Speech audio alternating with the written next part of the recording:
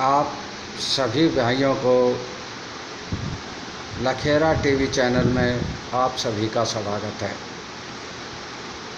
आप सभी भाइयों को मैं बताना चाहूँगा आज कि जो भाई PSL कंपनी से पीड़ित है या जिन भाइयों को कानून की धाराओं के बारे में नहीं पता, आज मैं उसकी चर्चा करने जा रहा हूँ ऑल इंडिया क्राइम रिफॉर्माइजर्स ऑर्गेनाइजेशन की तरफ से।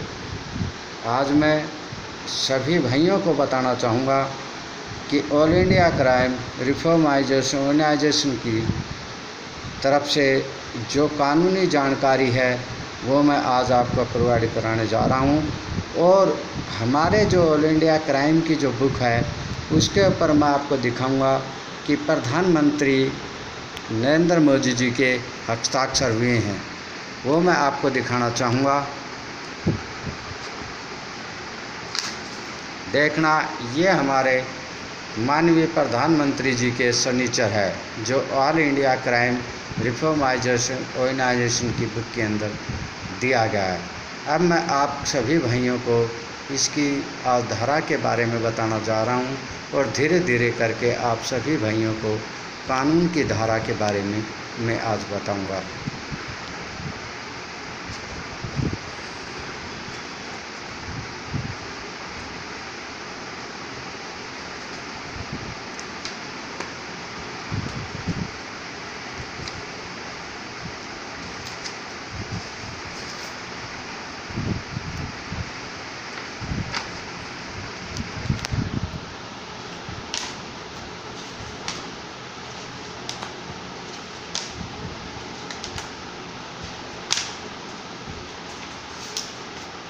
आप सभी भाई धाराएं बिल्कुल ध्यान से सुनना और मैं आप सभी भाइयों को इनकी धाराओं के बारे में बताने जा रहा हूं। रोज़मर्रा की ज़िंदगी में होने वाले अपराधों पर भारतीय दंड विधान की प्रमुख धाराएं एवं अपराध। IPC की धारा 143 के अंतर्गत गैर कानूनी रूप से लोगों का एकत्रित होना 6 मास के लिए कारावास या जुर्माना दोनों हो सकता है। IPC की धारा 144 के अंतर्गत खतरनाक हथियार लेकर लोगों को एकत्रित होना 2 वर्ष के लिए कारावास या जुर्माना दोनों हो सकता है।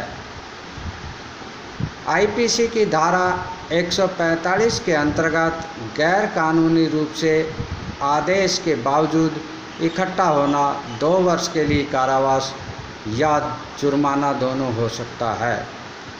बलवा करना यानी कि दंगा उपरोक्त IPC की धारा 148 के अंतर्गत खतरनाक हथियारों से दंगा करना 3 वर्ष के लिए कारावास या जुर्माना दोनों हो सकता है।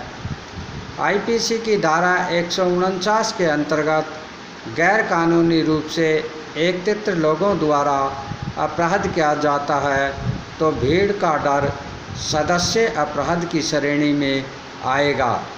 उपरोक्त इसकी सज़ा उपयुक्त होती है। IPC की धारा 150 के अंतर्गत पैसे के द्वारा अर्थात भाड़े पर बुलाकर लोगों को गैर कानूनी रूप से भीड़ एकत्रित करना। उपरोक्त IPC की धारा 151 के अंतर्गत 5 या इससे अधिक व्यक्तियों को आदेश के बावजूद एकत्रित होना 6 मास के लिए कारावास या जुर्माना दोनों हो सकता है। IPC की धारा 152 के अंतर्गत सरकारी कर्मचारी जब दंगे को रोक रहा हो तो उस पर हमला करना अथवा उसके कार्य में बाधा डालना 3 वर्ष के लिए कारावास या जुर्माना दोनों हो सकता है। IPC की धारा 153 के अंतर्गत दंगा करने के उद्देश्य से किया गया कार्य 1 वर्ष के लिए कारावास या जुर्माना दोनों हो सकता है। IPC की धारा 153 क के अंतर्गत बलवा के बीच शत्रु पैदा करना 3 वर्ष के लिए कारावास या जुर्माना दोनों हो सकता है। IPC की धारा 153 ख के अंतर्गत राष्ट्रीय एकता पर प्रतिरूप प्रभाव डालने वाला भाषण देना 3 वर्ष के लिए कारावास या जुर्माना दोनों हो सकता है। आईपीसी की धारा 154 के अंतर्गत बलवे की सूचना देना 1000 रुपये का जुर्माना। आईपीसी की धारा 157 के अंतर्गत गैरकानूनी रूप से भाड़े पर लाए गए व्यक्तियों को आश्रय देना अथवा छुपाना 6 मास के लिए कारावास या जुर्माना दोनों हो सकता है।